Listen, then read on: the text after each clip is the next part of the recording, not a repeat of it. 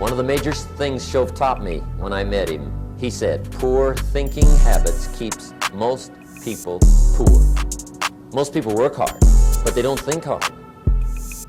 And Shove taught me that the mind is like a factory, a mental factory. And whatever you think about all day long pours ingredients into this mental factory. And that's what builds the economic, social, financial fabric of your life. As you think, so you become. How awesome. When he talked about poor thinking habits, he had me. I used to start the day reading the morning newspaper. I mean, you can believe that or not. I'd get a cup of coffee and read the paper. I'd load up on wars and riots and murders and stabbings and killings and bank robberies and muggings and car wrecks and tragedies. I'd even read the back pages. I seem to like that stuff for some weird reason. I'd load up on all that, and then I'd start the day. What a man reads pours massive ingredients into his mental factory, and the fabric of his life is built from those ingredients. Can you imagine dumping a barrel of trash into this mental factory every day and coming out with a rich, dynamic, positive life? It can't be done. You might as well try making a cake with cement. The kids back in Danbury, Connecticut, high school, they're asking me questions one day. I'm talking to the kids. Kids got good questions these days. One of them said to me, Mr. Rohn, how do you build the good life?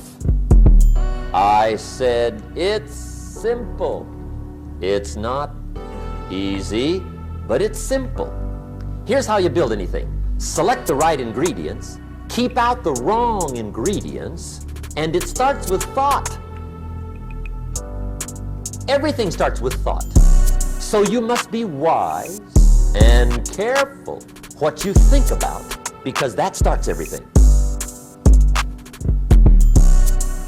You got to be wise and careful.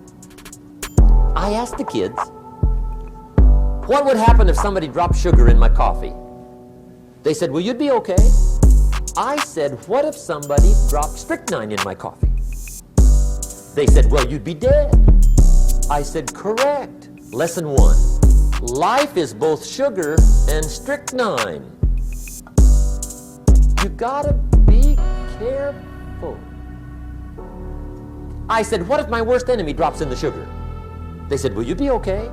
I said, what if my best friend, even by accident, drops in the strychnine?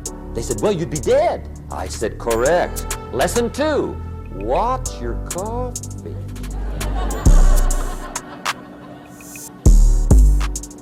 You got to be careful. See, it doesn't matter who hands you the bad stuff. It doesn't matter where you get the bad stuff. It'll still do its damage on your bank account, wherever you get it. Mr. Shove gave me one of the greatest phrases when I first met him, when he said, Jim, every day stand guard at the door of your mind. How important. Stand guard at the door of your mind. And you decide what goes into your mental factory. Don't let anybody just dump anything they want to in your mental factory, because you've got to live with the results. The deadly disease of always looking on the bad side, the problem side, the difficult side, checking all the reasons why it can't be done. The poor pessimist leads an ugly life. He doesn't try to figure out what's right. He tries to figure out what's wrong.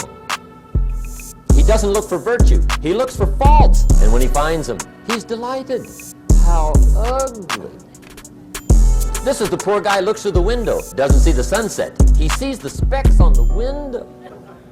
And this is the poor guy, right, who rushes up, takes such leave of his senses. This guy rushes up and he says, I've got 5 good reasons why it won't work. All he needs 1. He's got 5.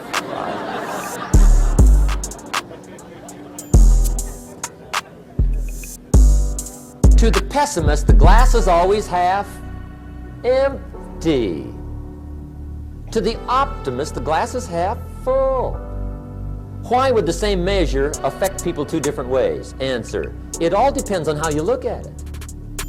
Our lives are mostly affected by the way we think things are, not the way they are. The way we think they are affects us most.